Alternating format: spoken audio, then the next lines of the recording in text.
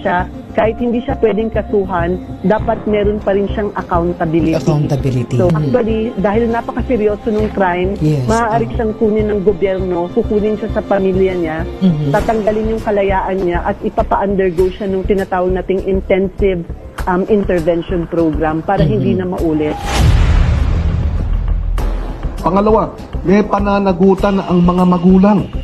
In fact, pag ang magulang ngayon ang kinakailangan magpatunay na hindi sila nagkulang sa pagpapaalaga at pagpapalaki ng kanilang mga anak. And if they are unable to prove, they are liable dun sa danyos pagka nagkasala yung kanilang mga anak.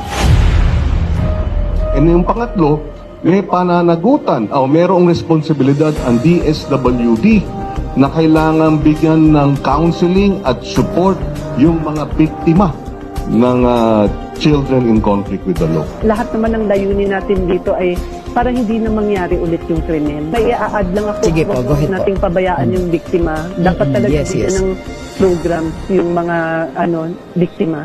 I'm sure na trauma yung mga bata doon. Opo, baka mamaya yung iba dyan hindi na pumasok, di po ba, sa Oo. takot.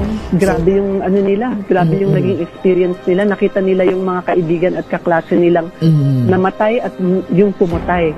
So nariyan yung batas. Ang challenge talaga is to implement it in full. And ulitin ko, dun sa mga nakikinig at nanonood, huwag po tayo maniniwala sa mga kasinungalingan na paulit-ulit na ginawang disinformation campaign laban sa batas na ito.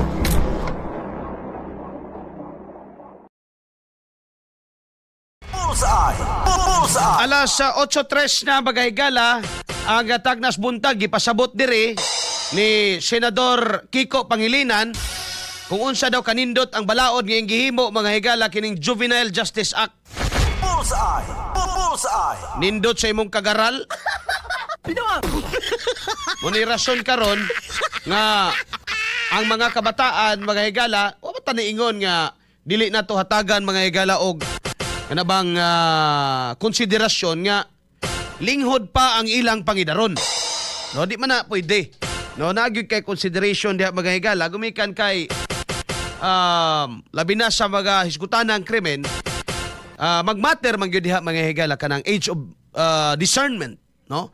Kanabang kaya na niya mga higala mo pili asay mali, asay tama mga kaigsunan. Pero I think mga higala kining kuan, no? Kini mga asa ni? Kini mga higala nga panghitabo, kini mga bataan ni di magubuto og wa sila ka sayod, no, sa ila mga higalang gihimo, no? Kumita kami ulit sa aming mga YouTube channel. Hawak ni NBI at President Marcos na satellite ang aming YouTube channel. Kaya hindi kami sumahod sulod sa 5 years. Uy! Oh? Di malasa gud ana.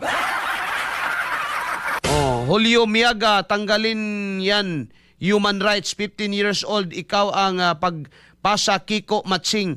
Unsay nakanindot, dili pa priso. Ang nakapatay, mas maganda ikaw na lang ang patyon Kiko. Baga kagnaong. Buaga sa do. Oh, si Naomi Mulyanida. Good morning sa tanan. Nga nagsunod ani nga programa Bulsa ay labi na sa atong bagtik nga komentarista. Bagtik bagtik-tik.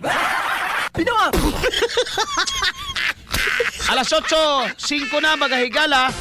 Ang